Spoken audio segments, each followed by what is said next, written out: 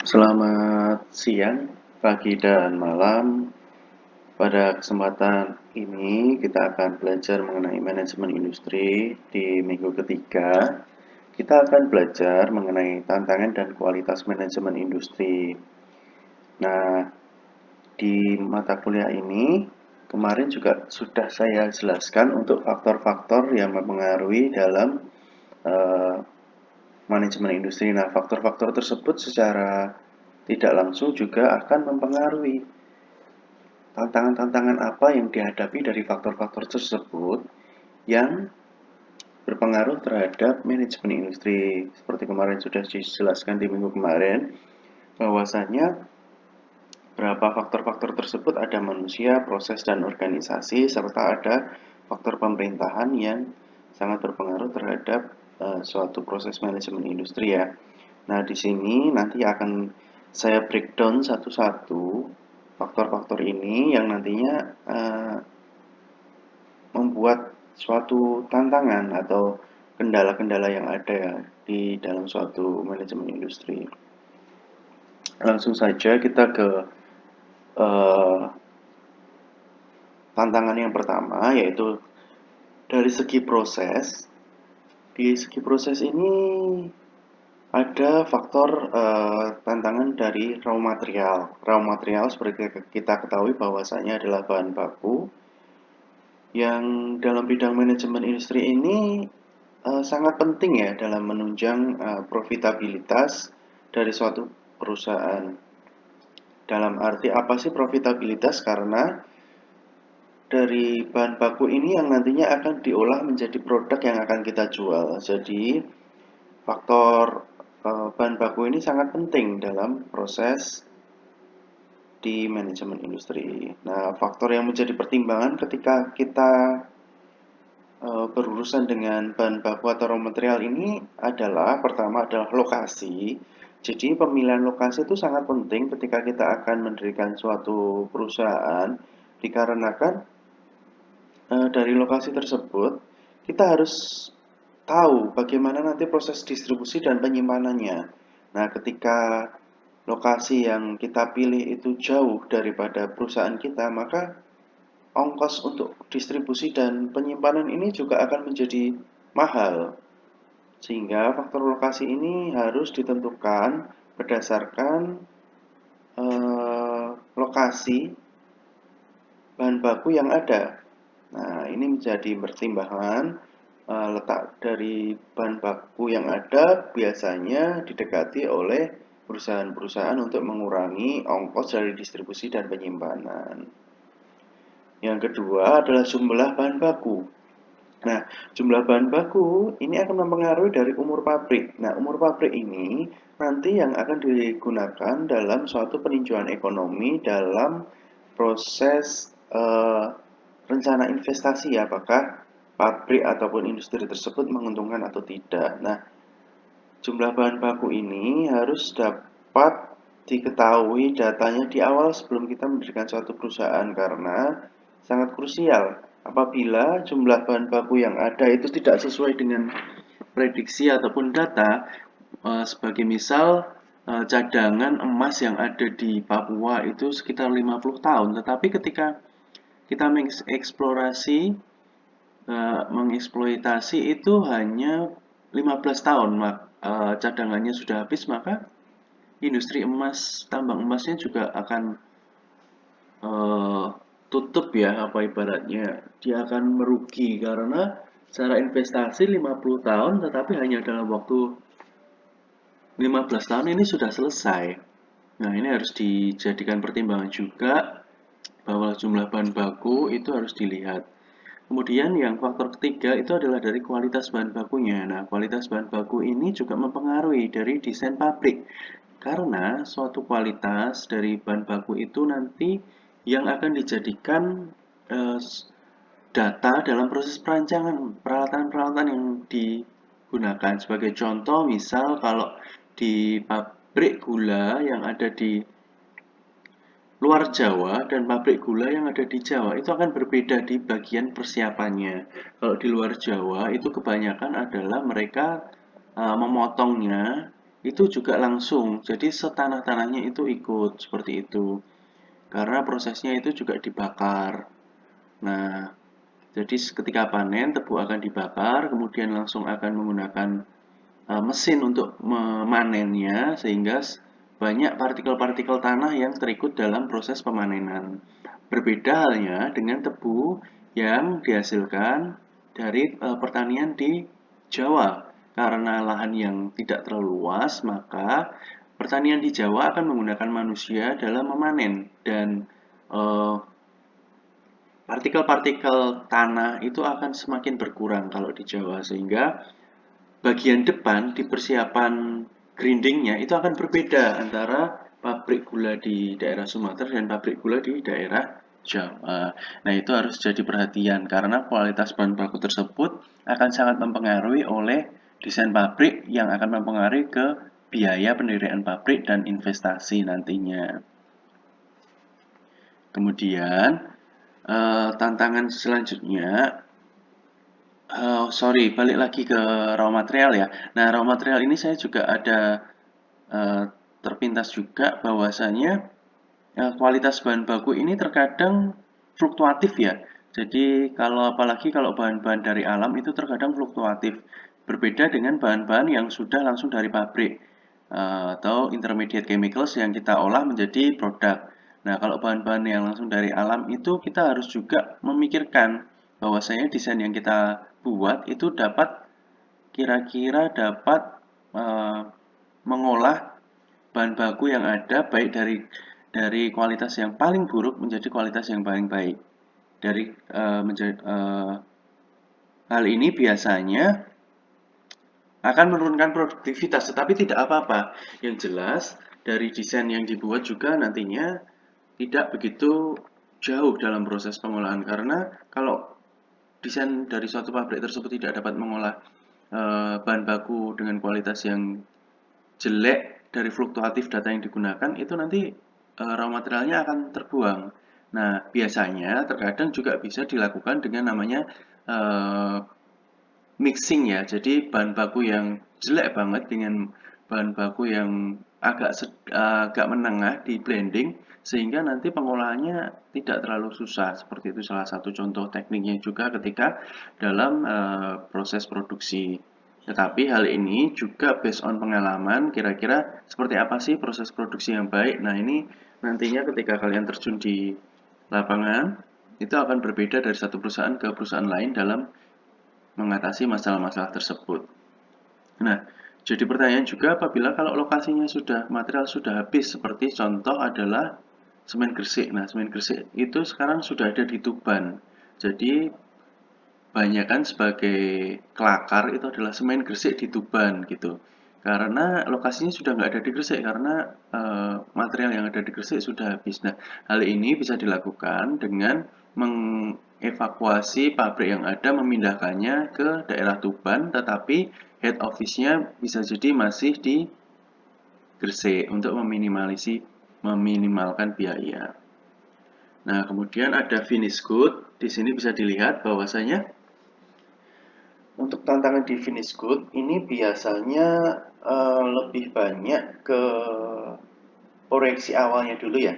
Jadi kalau kita mau membangun pabrik itu biasanya kita harus meninjau kira-kira demand pasarnya itu seperti apa sih kebutuhan pasarnya. Kemudian kita juga harus bisa melihat proyeksi dalam 10 sampai 15 tahun itu ke depan itu seperti apa. Jangan sampai kita membangun suatu pabrik yang menghasilkan produk yang kira-kira 10 tahun lagi tidak dibutuhkan lagi. Nah, buat apa kita memproduksi? Karena nantinya umur pabrik itu biasanya secara nilai investasi akan menarik di sekitar 10 sampai 15 tahun ini sebagai suatu acuan dalam proses investasi. Nah, produk ini juga hal yang utama ya, karena tadi di raw material itu dia sebagai inputnya, kalau produk ini finish good ini sebagai outputnya. Nah, ini sangat penting karena segala bentuk keuntungan itu ya dari produk ini, selisih margin dari produk, outputnya dan inputnya. Jadi tantangannya di bagian proses ini sudah sungguh sangat penting ya di sini. Nah, apa sih yang mempengaruhi finish good di sini? Nah, pertama itu adalah kualitas dari produknya. Nah, kualitas produk yang satu dengan yang lain itu bisa dibandingkan. Bagaimana sih kualitasnya? Apakah lebih baik dari sini atau lebih baik di produk yang sebelah sana? Nah, hal yang harus ada dalam finish good atau produk yang kita miliki itu adalah keunikan ya, keunikan dibandingkan produk lain. Nah, kalau kita tidak mempunyai keunikan dibanding produk yang lain ya percuma kita memproduksi suatu produk. Kita akan produk kita tidak akan terjual bebas di pasaran. Keuntungan juga tidak akan bagus ya. Nah, oleh karena itu di kualitas produk ini harus ditekankan bahwa keunikan dari suatu produk itu dibutuhkan. Nah, kedua itu adalah kebutuhan pasar. Seperti tadi dijelaskan di awal bahwasanya kebutuhan pasar baik dari segi domestik maupun internasional itu harus ada terlebih dahulu demand-nya berapa sih kebutuhannya. Kalau tidak ada, buat apa kita mendirikan suatu perusahaan? Kalau misal tidak dibutuhkan semen, ngapain kita bikin pabrik semen? Seperti itu. Karena adanya demand yang cukup banyak, salah satu hal yang dilakukan ya dianalisis dulu demandnya ini akan bertahan seperti sampai kapan, sampai berapa tahun. Nah, kira-kira apakah kita masih punya peluang untuk masuk ke sana? Kemudian adalah ragam produk atau diversifikasi produk. Nah, ini juga penting juga ketika kita memiliki misal contoh pabrik pupuk. Nah, pabrik pupuk misal hanya urea saja. Nah, kemungkinan besar ketika harga urea naik, kita tidak bisa menjual produk yang lain. Nah, dengan adanya ragam produk ini kita bisa membatasi kira-kira produk-produk mana yang bisa kita jual ketika salah satu produk itu tidak dapat achieve dari capaian yang diinginkan. Ragam produk ini penting dalam suatu proses industri juga untuk keberlangsungan produk tersebut juga. Dalam arti tadi waktu sirkulasi dari bahan baku itu juga harus dirancang. Kira-kira proses yang ada itu dapat menghasilkan produk apa saja sih, harus didesainkan di situ sehingga terpilihlah beberapa ragam produk yang mungkin dijual nantinya. Nah, biasanya ragam produk ini terkadang juga ada yang dikemas berbeda. Sebagai contoh, gula untuk industri dan gula untuk rumah tangga, maka packagingnya akan berbeda. Yang gula untuk industri itu lebih murah, maka menggunakan karung-karung goni. Tetapi kalau untuk gula untuk rumah tangga, maka menggunakan plastik-plastik yang bisa menarik pelanggan. Nah, walaupun produknya sama ya. Nah, di situ juga ada peran dari divisi distribusi dan penjualan produk. Nah, distribusi dan penjualan produk ini harus selalu aware terhadap keinginan pasar seperti apa. Biasanya di dalam divisi marketing, sales, dan distribusi ini demand dari pasar itu akan dilihat apakah pengennya seperti apa dan mungkin bisa di-create sesuai dengan tujuan dari value-value yang ada dari suatu perusahaan tersebut. Nah, distribusi dan penjualan produk ini terkadang menjadi masalah yang tersendiri ya, karena beberapa mata kuliah juga diajarkan untuk mengenai distribusi dan penjualan produk ini di beberapa jurusan, karena memang terlalu kompleks masalahnya. Tapi secara garis besar ketika kita mendistribusikan barang dari satu tempat ke tempat yang lain untuk dijual, itu akan membutuhkan biaya. Nah, apabila barang jualan kita ini tidak laku, maka itu akan menimbulkan biaya lain juga. Makanya yang sekarang-sekarang ini juga banyak yang sistem penjualan online yang meminimalkan distribusi seperti itu. Jadi kalau barang kejual baru dikirim dari gudang utamanya.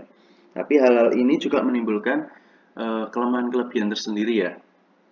Itu bisa dilihat atau dibaca-baca sendiri di buku yang lebih spesifik membahas masalah ini. Kemudian kita masuk ke tantangan manajemen industri bagian proses di teknologi. Seperti kita ketahui bahwasanya teknologi sekarang itu sudah memasuki teknologi 4.0 ya. Yang dimulai dari industri 1.0 itu dari penggunaan mesin uap dalam industri. Jadi revolusi industri pertama itu adalah penggunaan mesin uap pada tahun 1784. Nah, kemudian dengan adanya mesin produksi massal ataupun tenaga listrik, industri 2.0 ini keluar di tahun 1870. Nah, lompatannya lumayan banyak ya, sekitar 100 tahun. Kemudian industri 3.0 keluar menggunakan teknologi informasi dan mesin otomasi. Nah, ini seperti proses kontrol, sistem kontrol yang sudah banyak digunakan. Nah, ini sekitar 10 tahun juga dari industri 2.0. Nah, industri 3.0 ini akhirnya digantikan oleh industri 4.0 ini menggunakan mesin terintegrasi dengan jaringan internet. Sebenarnya secara sistem itu hampir sama ya penggunaan teknologi di industri 3.0 dan 4.0, cuman basis datanya kalau 4.0 itu menggunakan nirkabel atau wireless, tetapi sistemnya menggunakan komputasi juga dalam proses produksinya.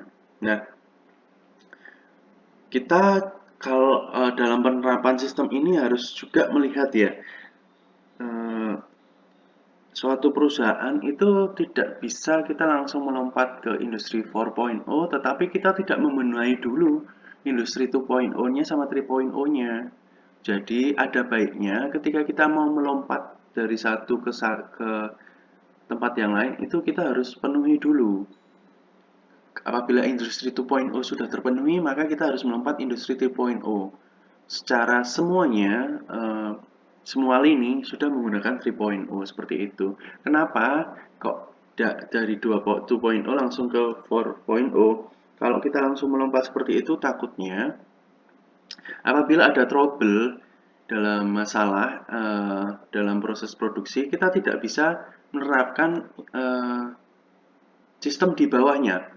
Sebagai contoh, misal kita mempunyai industri 4, sudah memiliki industri 4.0, tetapi ada kendala nih, koneksi internet itu terganggu tidak stabil, maka sebagai suatu perusahaan kita akan langsung switch ke industri 3.0 yang mempunyai efektivitas yang tidak jauh dari industri 4.0. Nah, bayangkan ketika kita menggunakan industri 2.0 langsung melompat ke industri 4.0, maka efektivitasnya akan jauh berkurang ketika industri 4.0 terjadi kendala seperti itu. Itu sebagai contoh saja, dan penggunaannya ini juga sangat penting ya. Kalau misal kita dari 3.0 ke 4.0, ini juga sudah mulai digagas oleh beberapa perusahaan. Dan dengan adanya pandemik ini, kebanyakan di dunia industri dengan melaksanakan WFH ini sebagai salah satu contoh penerapan aplikasi dari industri 4.0. Nah, kemudian yang jadi perhatian juga adalah kalau karena kita orang teknik kimia ya. Nah, teknologi ini akan berpengaruh terhadap desain pabrik yang biasanya menjadi pertimbangan dalam penerapan teknologi dalam proses desain. Nah, kita juga harus melihat prospek teknologi yang sudah ada sekarang yang diterapkan ini, prospeknya gimana sih dalam beberapa tahun ke depan, apakah tergantikan ataukah tetap akan stabil seperti ini. Nah, hal ini sangat berhubungan dengan nilai efisiensi peralatan yang akan kita gunakan itu apakah masih visible selama 8 tahun ke depan, 10 tahun ke depan dalam suatu proses produksi. Karena dalam sistem pasar ini kalau efisiensi dari pabrik itu rendah, maka harganya akan mahal dan tidak dapat bersaing dengan perusahaan lain. Selain itu, dalam proses kita mendesain suatu teknologi dan penerapannya dalam suatu industri, kita juga harus mempersiapkan ruang-ruang yang dapat digunakan untuk improvisasi peralatan, pengembangan peralatan. Nah, dalam sistem desain peralatan ini kita harus mempersiapkan ruang-ruang tersebut agar dalam pengembangannya kita dapat menggunakan ruang-ruang tersebut apabila teknologi-teknologi terbaru ditemukan dan kita dapat mengaplikasikan seperti itu. Nah, biasanya digunakan ruang-ruang ini digunakan ketika efisiensi dari suatu peralatan itu menurun, maka ruang-ruang yang sudah kita siapkan itu akan digunakan. Nah, kemudian kita masuk ke tantangan manajemen industri di bidang SDM, sumber daya manusia. Di situ di state bahwa ada kuantitas dan kualitas. Nah, secara kuantitas, Indonesia ini secara proyeksi di tahun 2020 itu sungguh sangat gemuk ya di usia produktif, di usia 20 sampai 40 50 tahun sampai 60 tahun itu sangat gemuk jumlahnya dan nilainya seimbang antara cowok dan cewek. Jadi kalau ada silsilah bahwasanya jumlah cowok di Indonesia lebih banyak dari jumlah cewek itu kebalik ya. Jumlah cewek di Indonesia lebih banyak dari cowok itu hoax karena di sini sebagai by data nilainya hampir sama antara cowok dan cewek. Nah, bisa dilihat tantangan ke depan untuk kuantitas ini banyaknya usia produktif yang akan menjadi tulang punggung dalam perkembangan ekonomi Indonesia ke depannya. Nah, bisa dilihat kalian di usia sekitar 15 sampai 19 ya. Itu atau 20 sampai 24 itu nantinya kalian akan menjadi penerus-penerus nih. Yang di bawah-bawah kalian nanti yang akan mendorong kalian. Itu akan jadi ujung tombak perekonomian dan kalian akan menjadi terjadi kompetisi satu sama yang lain. Nah, jadi harus ditingkatkan untuk masalah kuantitasnya. Nah, ini lebih spesifik lagi di daerah Jawa Timur di tahun 2020 bisa dilihat secara total walaupun bisa dilihat jumlahnya cukup banyak ya di sini ya. Ini juga cewek dan cowok hampir sama walaupun ada signifikansi. Ini Jawa Timur saja ya. Kita lihat misal di Jember. Nah, Jember ini nilainya 1209 sama 1250. Nah, ini yang nantinya akan menjadi pekerja-pekerja di daerah Jawa Timur lah. Ini peta-peta yang ada di Jawa Timur. Ini bisa diproyeksikan lagi dibagi-bagi menjadi usia produktif. Nah, ini sebagai contoh. Nah, kuantitas ini sebenarnya harus dibarengi dengan kualitas ya. Nah, kualitas dari Indonesia itu seperti apa sih? Nah, menurut beberapa sumber, indeks sumber daya manusia Indonesia di tahun 2017 ini ada di peringkat 130. Bisa dilihat kita ada di peringkat 65 dari 130 negara. Nah, ini bisa dilihat juga indeks apa saja yang dihitung sih. Di sini ada subindeks kapasitas, subindeks partisipasi, subindeks pengembangan, dan subindeks pengetahuan dan kemampuan. Ini bisa dilihat di sumber-sumber yang ada dan bisa dilihat juga untuk nilai indeks manusia itu juga bisa dilihat di situs ini ya, Jakarta Globe ini sebagai suatu acuan saja, tapi bisa melihat tempat lain juga bahwasanya dengan jumlah penduduk yang nomor 4 di dunia, kualitas Indonesia itu ada di nomor 65 di tahun 2017, entah yang 2020 sekarang ya. Ini menurut saya cukup mengkhawatirkan sih, karena sebenarnya harusnya dibarengi dengan kuantitas manusia yang banyak, kualitas kita seharusnya juga harus bagus. Ini dasarnya adalah Indonesia mempunyai peluang menjadi salah satu negara adidaya karena memiliki kuantitas sumber daya manusia yang masuk ke peringkat 4. Tetapi tugas kita itu salah satunya ya harus meningkatkan kualitasnya. Jangan hanya membuat kuantitas sumber daya manusia kita itu hanya menjadi kata populasi. Ini sangat sungguh memprihatinkan ya. Nah, nilai indeks sumber daya manusia ini biasanya diukur dari pendidikan, kesehatan, dan kesejahteraannya. Ada salah satu paribasa yang diungkapkan itu adalah don't ruin your present for your future. Jadi ibaratnya kamu jangan membuang-buang waktumu sekarang lah dengan kesenangan-kesenanganmu untuk menggadaikan lah masa depanmu. Karena ketika kamu terlalu santai, kamu tidak mempunyai target-target yang akan dicapai di masa depan, ya itu merupakan awal dari kemalasan, awal dari ketidaksuksesanmu di masa depan lah. Jadi jangan biarkan kemalasan, kemudian keengganan kalian untuk belajar, untuk berkembang, itu janganlah, karena masa depan kalian yang dipertaruhkan. Kemudian tantangan manajemen industri yang lain itu dari faktor organisasi. Itu bisa dilihat dari kebijakan ya. Dalam suatu industri, masing-masing perusahaan mempunyai kebijakan sendiri, walaupun secara garis besar itu masih selaras dengan peraturan pemerintah. Nah, kebijakan-kebijakan ini dibuat sebagai bentuk dalam rangka merancang dan melaksanakan tujuan dari perusahaan. Nah, kebijakan-kebijakan perusahaan ini terkadang ada menimbulkan pro dan kontra dari masing-masing karyawan. Tetapi, pada prinsipnya, kebijakan ini dibuat untuk mencapai tujuan perusahaan. Nah, kalau kita tidak sesuai dengan kebijakan yang diterapkan oleh perusahaan, maka tujuan dari kita itu berbeda dengan tujuan dari perusahaan, seperti itu. Nah, itu harus dilihat lagi. Benar nggak sih tujuan kita ini? Apakah hanya mau kita bekerja itu hanya untuk menerima gaji, tanpa melihat added value yang lain, seperti itu. Nah, pastinya kebijakan-kebijakan yang dibuat dari perusahaan ini pasti akan dibuat untuk mencapai tujuan yang diinginkan dari perusahaan. Oleh karena itu, ada baiknya kita juga mengikuti kebijakan-kebijakan yang diterapkan oleh perusahaan.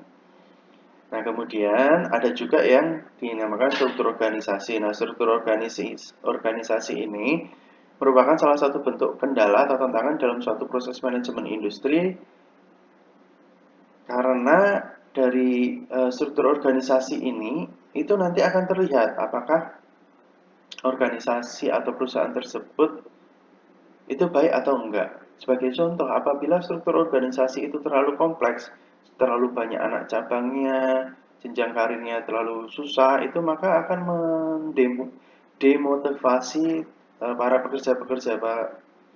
Dari para pekerja itu akan bekerja enggan, hanya mementingkan, oh saya hanya kerja, dapat gaji ya sudah, seperti itu. Jadi karyawan akan terdemotivasi untuk maju karena melihat struktur organisasi yang terlalu kompleks dari perusahaan tersebut, sehingga membuat mereka berpikir, apa benar saya bisa menduduki suatu jabatan di sini karena terlalu kompleksnya suatu organisasi atau strukturnya, seperti itu. Nah, sebaliknya, apabila struktur organisasi terlalu sederhana, maka perusahaan tersebut biasanya dapat dikategorikan menjadi perusahaan yang sedang berkembang, sehingga orang-orang yang menduduki itu jabatan dalam struktur organisasi tersebut biasanya belum terlalu kompeten di bidangnya, karena apa, minimnya kompetisi antar satu pekerja dengan pekerja yang lain. Jadi oh ya udah, adanya ini ya kita naikkan dia jadi jabatan tertentu. Tetapi hal ini tidak bagus dalam dunia pekerjaan, karena seharusnya dalam dunia pekerjaan yang memang capable di tempat itu, dia yang menduduki jabatan tersebut. Nah, sebagai catatan dalam kalian bekerja nanti, suatu perusahaan itu akan memantau kalian ketika kalian bekerja, baik dari awal sampai kalian nanti pensiun. Dilihat track record kalian tuh bagaimana, kinerja kalian, disiplin kalian, soft skill yang kalian miliki, kemudian eh, tanggung jawab dalam menyelesaikan pekerjaan. Itu akan dinilai baik oleh atasan, oleh teman-teman kalian, dan biasanya akan dinilai dalam suatu bentuk Key Performance Index yang nanti akan menentukan jenjang karir kalian. Jadi harus hati-hati ketika kita sudah mulai bekerja, jangan lengah, perjuangan hidup kalian tidak berhenti setelah kalian lulus kuliah gitu. Jadi kalau kalian ingin menjadi seseorang yang besar, itu kalian juga harus selalu memiliki rasa ingin belajar, lapar akan sesuatu hal dan terus ingin belajar. Karena hal tersebut dapat memotivasi kalian untuk terus maju. Tetapi ada beberapa catatan ya di sini ya, kalau sebagai gambaran saja, saya pernah dengar itu jadilah ikan yang besar di kolam yang kecil, atau kalian akan menjadi ikan yang kecil di kolam yang besar. Nah, itu ibaratnya hampir kayak gini. Jadi struktur organisasi yang terlalu besar itu diibaratkan oleh kolam yang besar atau lautan, kalian akan menjadi ikan kecil di situ. Tetapi ketika kalian menjadi ikan yang besar di kolam yang kecil, itu hampir sama dengan struktur organisasi yang kecil, dan kalian menjadi orang penggedenya di situ. Nah, saran saya ketika kalian bisa menjadi orang besar di lautan, kenapa ikan yang besar di lautan, kenapa kalian tidak mencoba menjadi ikan besar di lautan? Karena dinamikanya pun di lautan juga akan lebih besar daripada dinamika di kolam, seperti itu. Jadi tetap semangat, terus maju untuk mengembangkan diri, itu merupakan hal yang utama. Kemudian ada juga yang dinamakan budaya kerja ya. Untuk budaya kerja itu bisa dilihat bahwasannya menurut Triguno 2003, falsafah yang didasari oleh pandangan hidup sebagai nilai-nilai yang menjadi sifat, kebiasaan dan kekuatan pendorong membudaya dalam kehidupan suatu kelompok masyarakat atau organisasi dan bla bla bla, itu menurut Triguno 2003. Nah, dari pembahasan Triguno itu sebenarnya budaya kerja itu apa sih? Budaya kerja itu adalah suatu konsep yang didasari oleh kebiasaan atau keseluruhan pola perilaku setiap individu atau kelompok yang dikembangkan dalam suatu organisasi tersebut. Jadi, budaya itu sudah hal yang biasa, sudah otomatis dilakukan gitu. Secara tidak sadar kita melakukan gitu. Budaya Indonesia apa sih? Sopan santun, ramah tamah, gotong royong, itu merupakan budaya. Jadi kita nggak usah dipaksa pun kita juga melakukan hal tersebut. Itu yang dinamakan budaya suatu organisasi yang akan mengedrive organisasi tersebut ke depannya menjadi lebih baik. Yang ada atau melekat pada suatu organisasi tersebut. Nah, pada prinsipnya, tipe budaya itu dalam dunia industri itu dibagi 4. Yang pertama adalah clan, pasar, hierarki, dan adoraksi. Nah, apa sih perbedaannya? Di sini dituliskan bahwa saya kalau ketika kita menerapkan suatu perusahaan menerapkan budaya clan, itu adalah perusahaan yang ramah dan bersahabat dengan suasana keluarga. Jadi, ibaratnya kita menjadi suatu tim member ataupun anggota dari suatu keluarga. Jadi lebih banyak kenyamanan di situ ditimbulkan. Nah, itu lebih banyak menerapkan ataupun mengandalkan teamwork dan komunikasi dari antar anggotanya. Nah, kemudian ada yang dinamakan budaya pasar. Pasar itu pasti persaingan. Jadi, ketika kita menerapkan budaya pasar, perusahaan menerapkan budaya pasar, maka persaingan itu akan ada di dalam suatu perusahaan itu yang bersifat kompetitif. Tetapi persaingan ini harusnya itu adalah persaingan yang sehat dan kondusif ya. Nah, banyak perusahaan-perusahaan di Indonesia khususnya itu yang menerapkan market culture seperti ini. Jadi perusahaan-perusahaan swasta itu banyak banget yang menerapkan market culture. Hanya sedikit yang menerapkan clan culture. Kemudian ada yang dinamakan dengan budaya hierarki. Nah, hierarki ini kan dia seperti susunan ya, sudah rigid. Hierarki dari atasan ke bawahan. Nah, ya sudah seperti itu. Jadi bersifat formal, rigid.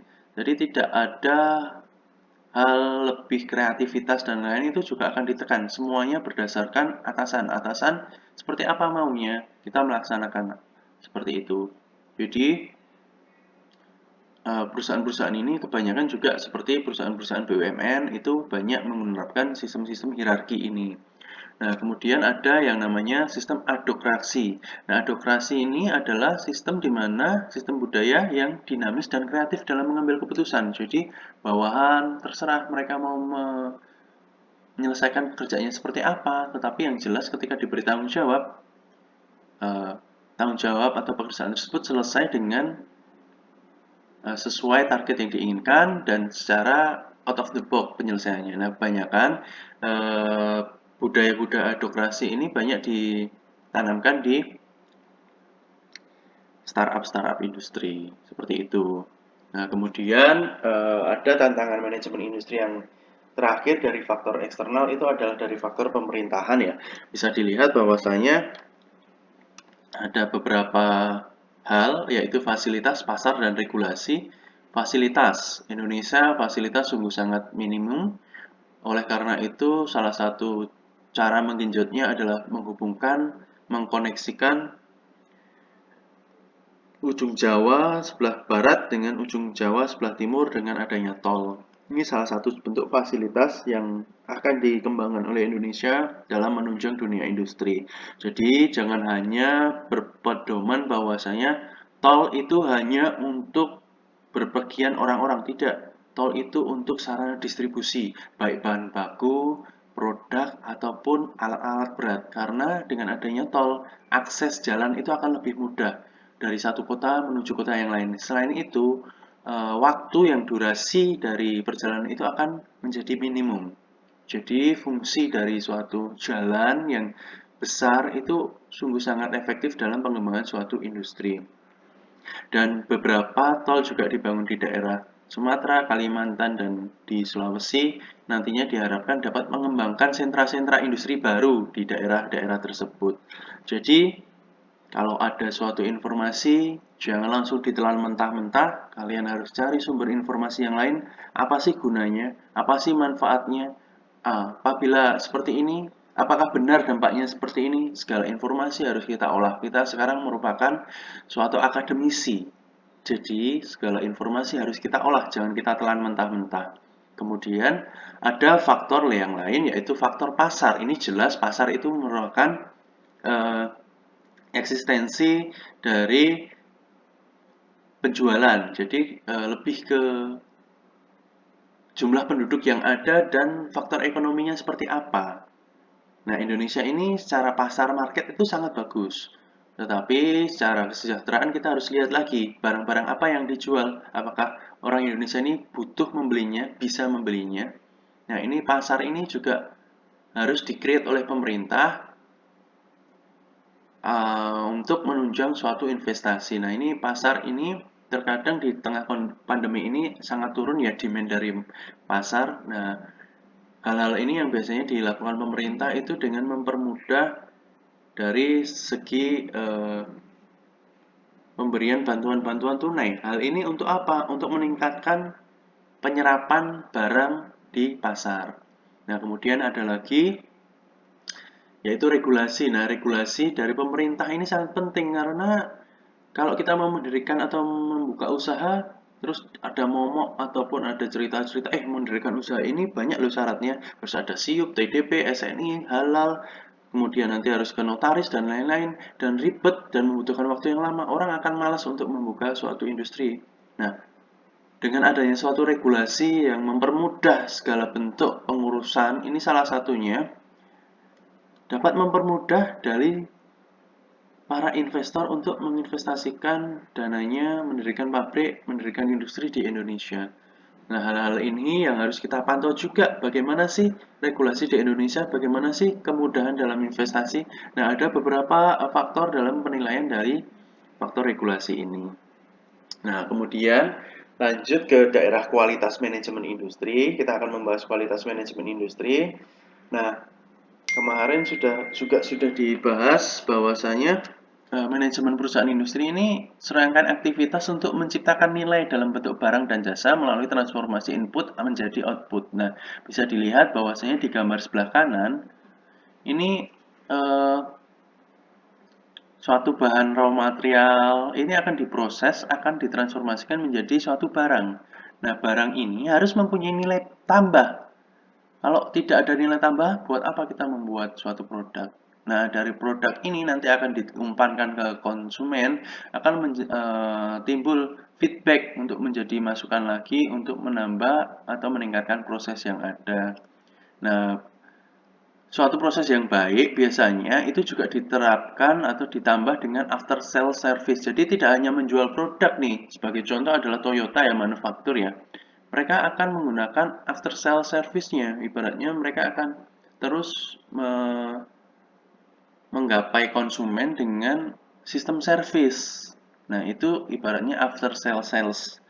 Jadi servis setelah penjualan seperti itu, atau mungkin dengan rutin menanyakan gimana Pak kabar alatnya, apakah alatnya rusak atau bagaimana seperti itu yang dinamakan after sale service karena terkadang kepuasan pelanggan itu menjadi prioritas dari suatu perusahaan seperti itu.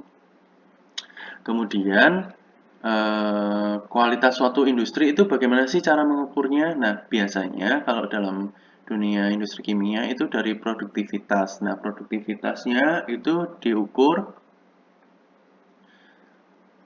dari apa sih produktivitas itu? Nah, produktivitas itu bisa dibilang adalah ukuran seberapa besar sumber daya yang digunakan serta seberapa besar manfaat dalam menyumbangkan hasil atau keluarannya. Tadi kan ada output dan input. Nah, di sini bisa dibayangkan bahwasanya produktivitas itu adalah output yang dihasilkan dibagi input kita. Itu dikali 100% itu kira-kira produktivitas kita seperti apa? Nah, pendefisian produktivitas ini dapat bermacam-macam bergantung dari bidang ilmu yang dibicarakan, konteksnya apa gitu ya. Kalau bidang ekonomi ya jelas produktivitas itu ke harga. Tetapi rata-rata kalau teknik kimia nanti larinya juga ke keuntungan atau margin dari hasil uangnya. Nah, kemudian faktor-faktor di kualitas manajemen industri tadi ada output dan input. Nah, kemudian saya breakdown lagi, output itu ada finished good dan atau barang setengah jadi intermediate chemicals atau work in progress yang akan kita jual nantinya. Kemudian faktor input itu ada bahan baku, tenaga kerja, dan konsumsi energi. Dari input ini akan menghasilkan produk yang kita inginkan. Nah, produktivitas sendiri itu ada beberapa faktor ya, ada faktor productivity, total faktor productivity, dan total productivity.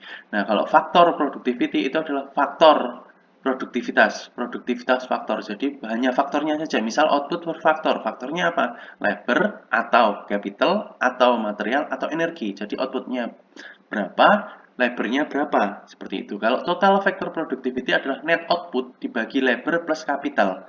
Nah, ini diartikan net output ini adalah outputnya dikurangi dengan pembelian barang atau jasa yang ada gitu. Jadi net output itu adalah output yang ada dikurangi pembelian barang dan jasa yang sudah dibeli. Nah, kemudian dibagi dengan labor plus capital input. Nah, sedangkan kalau total productivity sama, yaitu sama seperti yang di depan tadi adalah output dibagi input, itu adalah total productivity. Jadi bisa dibayangkan ya, 3 faktor productivity, total faktor productivity, dan total productivity itu berbeda. Tujuannya apa sih? Nah, tujuannya kualitas manajemen industri itu harus ada efektif dan efisien. Balik lagi ke sini, efektif adalah kemampuan untuk memilih berbagai alternatif yang tepat guna untuk mencapai tujuan yang diinginkan. Jadi dalam suatu proses manajemen industri tadi kita harus efektif memilih mana aja yang harus kita pilih dalam perusahaan kita. Mau organisasinya seperti apa, budayanya seperti apa, kemudian teknologinya seperti apa, SDM-nya seperti apa, raw materialnya seperti apa, harus efektif. Kita harus tepat memilih yang mana. Kemudian efisien.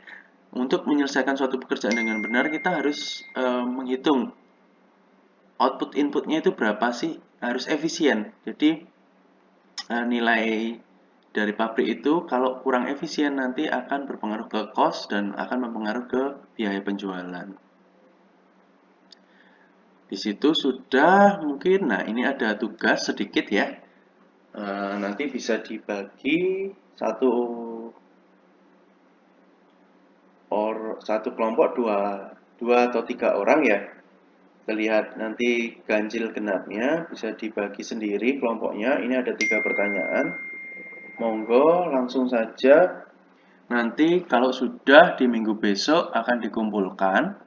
Akan saya buatkan linknya di sister. Dari 3 pertanyaan ini nanti dijawab.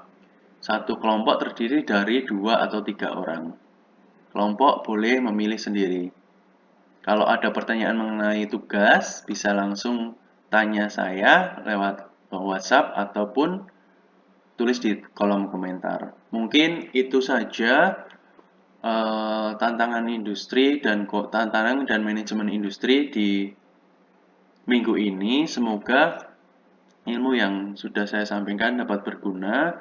Kurang lebihnya saya mohon maaf kalau ada kata yang salah, yang baik diambil, yang jelek dibuang. Sekian dari saya, terima kasih.